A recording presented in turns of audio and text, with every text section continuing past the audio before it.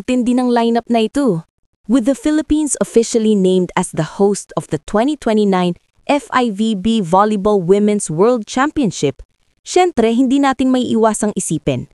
Sino nga ba ang magiging core ng Alas Pilipinas pagdating ng 2029?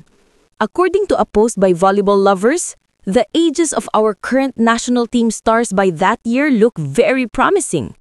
Imagine this, Angel Canino at 26, Bella Belen 27, Vani Gandler 28, Alyssa Solomon 27, Shaira Nitura 24, Leila Cruz 29, Clarice Loresco 23, Mariov Sharma 28, Thea Gagate 29, Justine Jasareno 29, Mars Alba 30, and Ea Laure at 30 years old.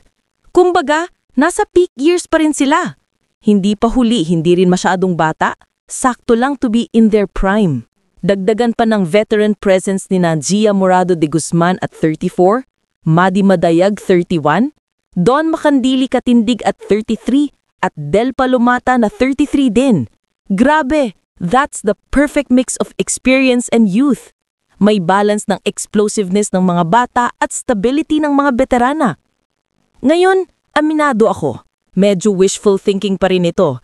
Kasi syempre, hindi natin alam kung sino talaga ang magpapatuloy sa national pool by 2029. Some players might retire, others could get injured, or baka may bagong talents na lilitaw along the way.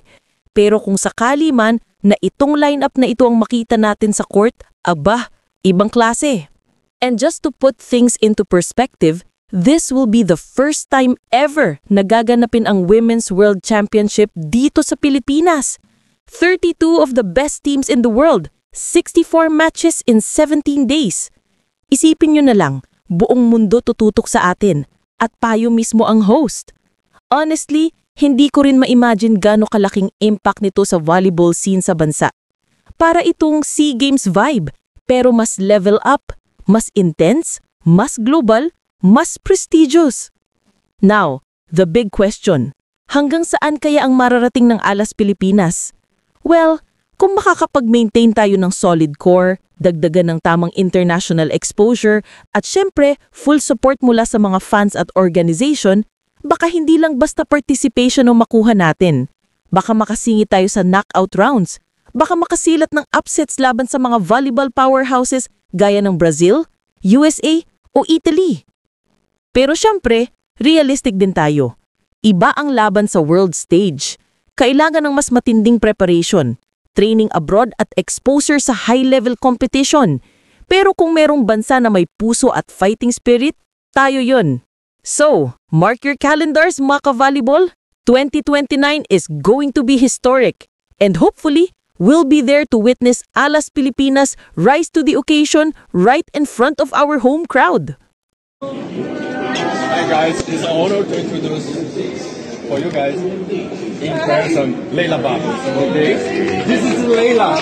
This is Leila. Hello, Leila. Yeah. And there's a reason that. Hello, Leila. What's the number?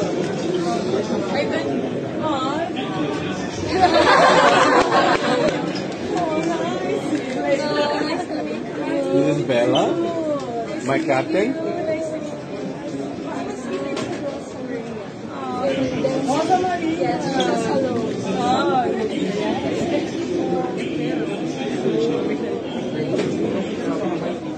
Angel, open.